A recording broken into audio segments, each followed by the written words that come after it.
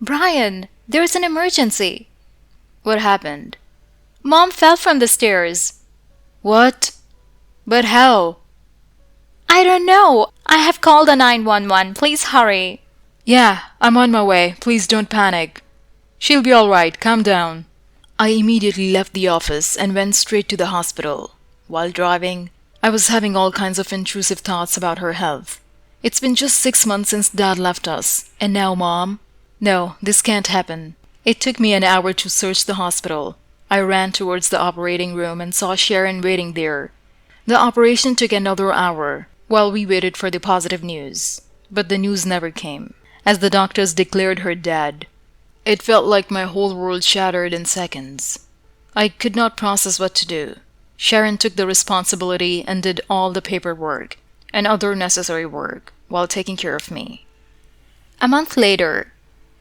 Hey, Brian. How are you feeling right now? Hey, yeah, trying my best. I know, you're very strong. You're a fighter, and I'm always there for you. Thanks, Sharon. I can't imagine my life without you. Thanks for always being by my side. No need to say thank you, Brian. After all, I'm your wife. By the way, Mr. Henry came to see you. But I didn't fix any appointment with him. Maybe he wants to discuss the will of your parents, which was supposed to be opened after the death of your parents. Oh, tell him to come on Friday this week then. Okay. See you at home. Bye. Bye. Mr. Henry was Mom and Dad's most trusted lawyer and long-term friend, and she decided that she and Dad will create a joint will. That will be read to us by Mr. Henry only. I told them many times there was no need for all of this, that it's just me and Sharon. No need to go such length, but they insisted. My mom was always hostile towards Sharon, but whenever I asked for a logical reason, she only gave me the same answer, that she's not good enough for me. I argued with her on this many trying to make her understand, but nothing worked. And I also gave up in the end, though I never told Sharon all of this. She sensed my parents' disapproval of her, but she was too good to argue and say anything. 4 days later. Hey, Brian. Hey, Mr. Henry. How are you? I'm good. How are you? Just going on with life. Yeah, man. Life's been hard on you for some time. Yeah, so you wanted to me to read out Mom's will, right? Oh, yeah. Your parents asked me to read it out to you personally and take care of all the legal proceedings. Oh, okay. Then I hope you're coming to our house this Friday. Yes, I will be there by 12 p.m. Okay. On Friday, when Mr. Henry left, I came to drop him outside. While going back, I saw our neighbor's son's Mike, staring suspiciously at Mr. Henry. I thought why he's staring at him like that. I was about to ask him, but Sharon called me, so I directly went inside. Hello? Is this Brian O'Neill? Yes, but who is this? I didn't recognize you. I'm Nate. I was the assistant surgeon during your mom's surgery. Oh, okay. I was trying to contact you for a very long time. Anything serious, doctor? It's something related to the patient. I didn't get what you're trying to say. After her death, the doctors conducted an autopsy and found out that she didn't die from falling from the stairs, but actually by being pushed by someone from behind, and that the surgery was just a play and she died on the spot after falling. What are you saying? How is that even possible, and why has no one told me about this? I don't know about that, but during my shift yesterday, I heard someone talking to head surgeon that they're thankful that he changed the autopsy results so efficiently, without hitting to anyone, and that he wants the payment to be done by next week, or else they have to bear the consequences. But you were there in the operating room with him. Why didn't object to this then? What happened at that time was the doctor told me that she's a very important patient and that for safety, I should call for a senior doctor to help him out with surgery, and that I'm still not ready for this training and asked me to send my immediate superior. I just followed what my superiors told me. My God, what was happening behind my back? Did you see who that person was? Who was talking to the client? I couldn't see the face, but the voice was feminine, so I guess it was a woman. A woman? Yes. Thank you so much, Nate, for telling me this, or else I would have lived my whole life in the dark and unknown from the reality. No problem. I was very shocked on finding that such a reputed and respected surgeon or hospital was involved in such kind of acts. It's disheartening. Can I ask you for a favor? What? Can you please testify against that surgeon in the court? I'm not sure if I can do that. It might could affect my medical career. Also, I don't want to risk my career. I told you because it was important for you to know the truth. I'm greatly thankful to you for this. But don't worry, your name won't be mentioned on the witness list. You can testify anonymously, and it won't affect your career in any way. Please, Nate, help me with this. Okay, but I will only if you promise to keep my identity secret. I promise. Don't worry about that. But how will you do that? I have a plan. I kept thinking about this person who could do such a thing, but couldn't recall anyone. And suddenly I saw that neighbor's kid again, and my mind went to the talk we had some time back. Hello, Mike. Can I ask you something? Hello, Mr. Brian. That day when Mr. Henry left the house, I saw you staring at him suspiciously. Why were you doing that? I wasn't staring at him. But I saw you doing that. I think you were mistaken, Mr. Brian. But since we're talking about this, I just want to say you should be careful of your wife. What do you mean? On the day your mom died, I heard loud noises coming from your house. So went there to see what was happening. And I saw that your mom was standing near the stairs, and suddenly your wife pushed her. Do you even know what are you saying, Mike? It's a serious allegation. I know, but this is the truth. But then why didn't you tell me sooner about this? I didn't want to involve myself in your family problem, and also thought you knew about your wife's true intentions. But that doesn't look the case. Okay, so if what you're saying is all true, then will you help me bring the truth to the light? You mean testify against them in the court? Yes, can you do that?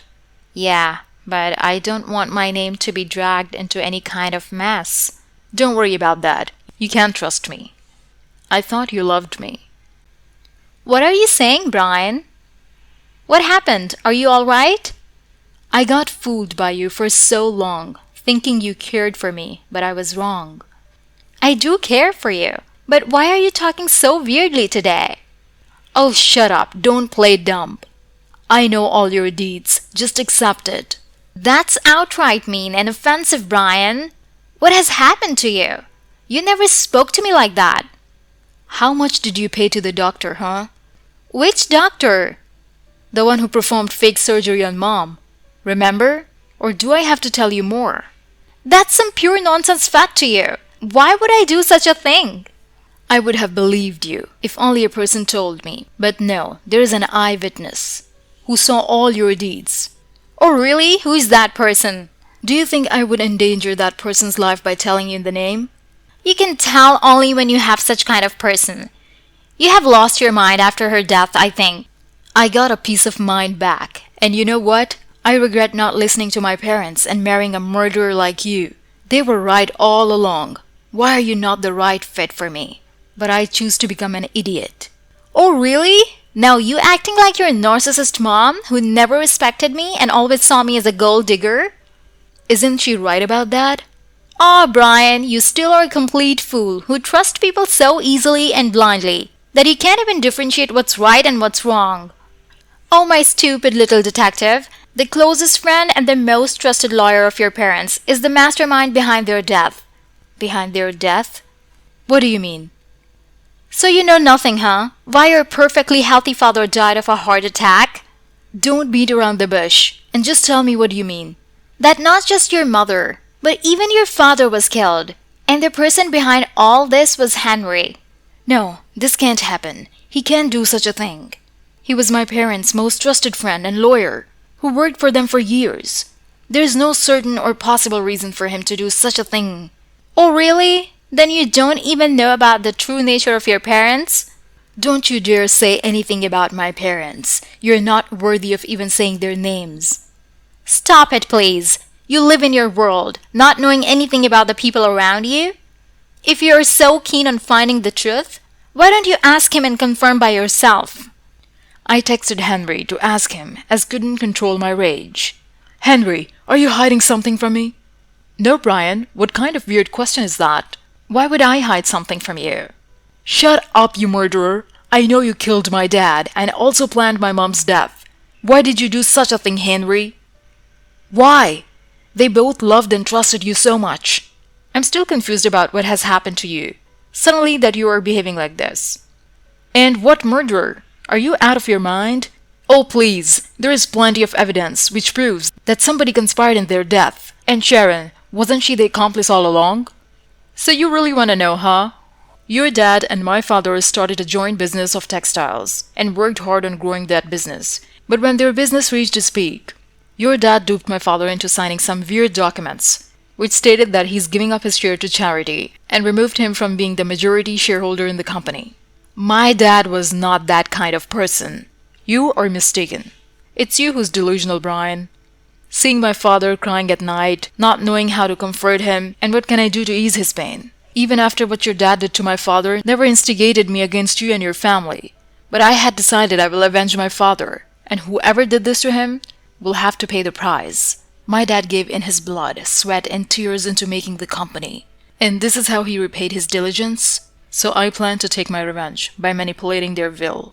And it was me who added the point that whosoever will be there with us at our last moment will become our sole heir. With your wife by my side, it was very easier to execute, while she became my perfect cover. I knew from the start that she's not with you for love, but has eyes on your property, and she's incapable of doing this alone. So I just helped her achieve the goal. She successfully mixed arsenic into your father's food. And voila, people assumed that a 69-year-old man died of a heart attack, and no one raised suspicion. Then about your mother, Sharon purposely started an argument with her, and while arguing they went near the stairs. She gently pushed her and the work was done.